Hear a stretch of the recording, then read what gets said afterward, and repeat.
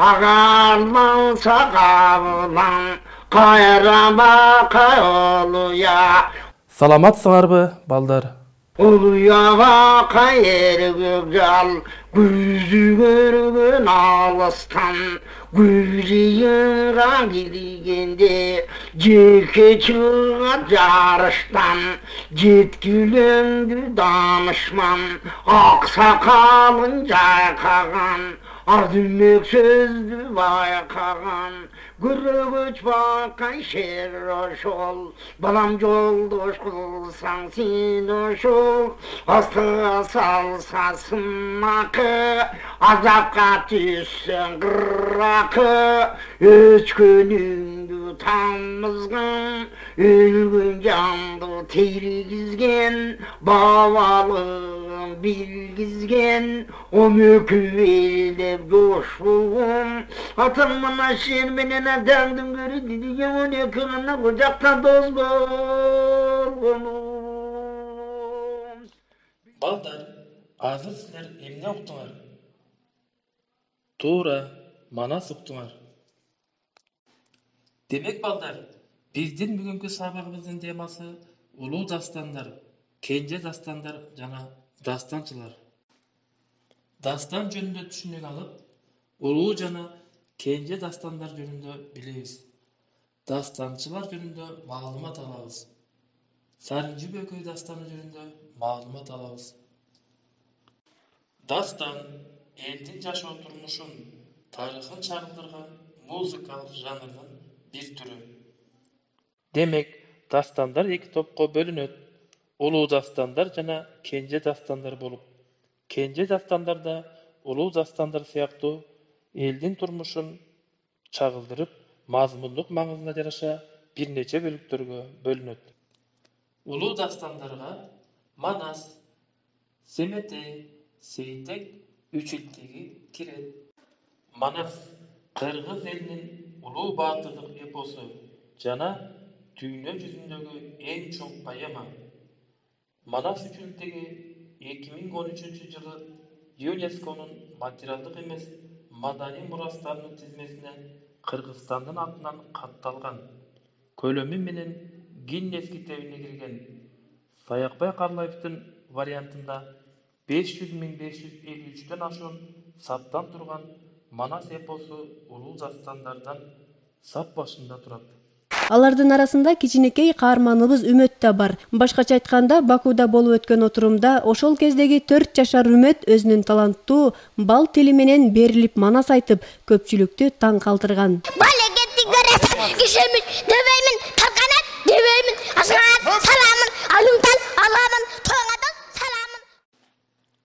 Кыргыз элинин руханий байлыгы болгон Манас эпосу ооздон оозго өтүп, муундан муунга жетип, бүгүнкү күндө да учугуланып, Саякбай фонду тарабынан жаш манасчылар тарбияланып чыгып келе жатышат. Манас, Семетей, Сейтек эпосторунун негизинде композиторлор төмөнкү чыгармаларды музыкалаштырган. Манас эпосу профессионалдык музыкада. Манас операсы Владимир Власов, Абдылас Малдыбаев, Владимир Фере. Айчүрөк операсы Владимир Власов, Абдылас Малдыбаев, Владимир Фере. Эпикалык симфония Эсенкул Жумабаев. Каникей симфониялык поэма Кенжегазы Асанбаев. Манастын ордосунда симфониялык сүрөттөмө Калый Молдобасанов. Манас симфониясы Муратбек Бегалиев. Мындан тышкары Манас эпосу комуз күйлөрүндө да кездешет. Каникейдин арманы, Чоң кошуун, Семетей күйү. Алмамбеттин арманы, Алмамбет менен Чубак, Чоң казат, Каникейден каалгыма. Семетей күйү, Айчүрөктүн Семетейдин ак шумкарын ала катышы. Элди кенже эпосторду жанры формаларына карата 3 түргө бөлүүгө болот. Баатырдык эпостор, Turmuşluk mani mazmundagı epostor, lirikalı epos dastanlar. Kenji epostorun içinden baatırlık dastanlar basımlı orundu iyili. Baatırlık epostorga Er Töştük, Er Tabıldı, Kurmanbek, Canış Bayış, Er Soltonoy, Жаңыл Mırza, Er Eşim, Taylap Baatır. Bul epos dastanlar Kırgız elinin tarixinde ozeki ır türünde aytılıp kelgen. Turmuşluk epostorda el turmuşun erkin sүйүүгө умтулуусу, eski saltка karşı күрөшү, бийлик талашуулары, ар түрдүү кырдаалдардагы жашоо тиричиликке байланышкан окуялары сүрөттөлөт. Turmuşluk kenje dastanдар Sarıncı Bököy, Kedey Kan, Kojo Jaş, Oljobay менен Кишимжан жана башкалар. Dastanчы Комуздун коштоосунда аткарган төкмө акындар жана аткаруучулар. Манасчы эпостун мазмунун озеки айтып бере алган поэтикалык музыкалык чеберчиликке ээ адам. Улуу dastanlarda жомокчулар, dastanчылар, айтуучулар, манасчылар улап байытып, сактап келишкен. Кыргыз элинде улуу dastanчылар Ырчы Ул, Чойке Өмүрөөлү, Молдобасан Мусуманкулов, Саякбай Каралаев, Сагынбай Орозбаков, Жусуп Мамай, Оркаш Мамбеталиев, Сейдене Молдо кызы, Назаркул Сейдирахманов, Таланталы Бакчиев, Рыспай Исахов жана башкалар. Kenje dastandардын айтуучулары Токтогул Сатылганов, Мусулманкул, Калык, Сары Кунан, Ашыралы Айталиев, Роза Аманова, Өмүрзак Кайепов жана башкалар.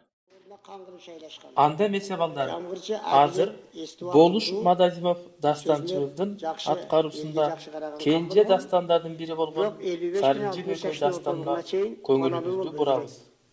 55 bilen 60 yaşın ortalığından balalı olup zarıgıp жүрүp көргөн балабыздын аты Sarıncı деп атын Sarıncı койгон. Sarıncı 6 yaşka чыкканда жамгырчы катуу ооруйт. Oradan ayakbastığına gözü jetkenden keyin inisi Bököydagi jamgırçının artынан başka elge kan bolup жүргөн. Bирок Bököy içine akılı ödü öksü kürek bolgon. Bирок ошондуктан 3-4 yıl ağasından gelip kabara albay kalgan. Kansadagı emi 6 yaşar Sarıncı'nı hazır jaş. Enesi başka bolsa dagı atalaş inim şu Bököyge tapşırayım dep Kurman degen üzöngü joldoşun jönötüp Bököyde aldırıp turup oşonda jamgırçı 6 yaşar Sarıncı uulun bir tuğan enesi Bököyge tapşırıp turgan jerinden üzündü.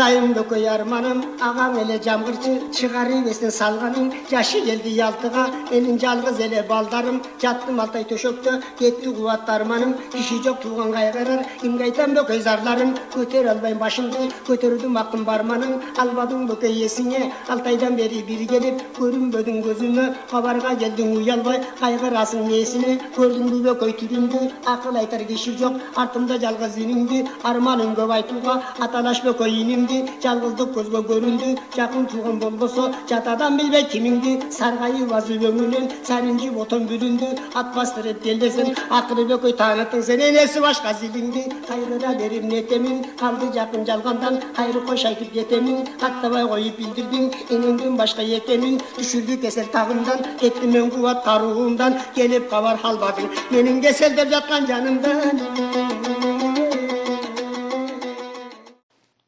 Көрдүңөрбү балдар, кыргыз элинин өткөн жашоо турмушу биздин дастандарда камтылган экен.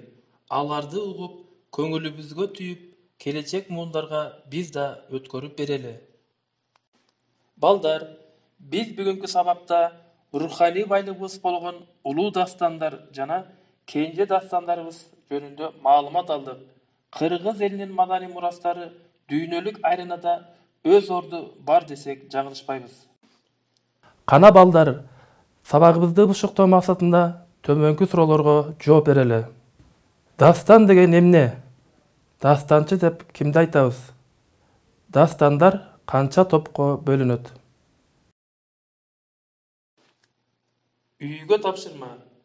Дастандардын ичинен бирөөсүн тандап алып, чакан илимий изилдөө ишин жүргүзүп көргүлө. Кийинки сабактан көрүшкөнчө саламатта калгыла.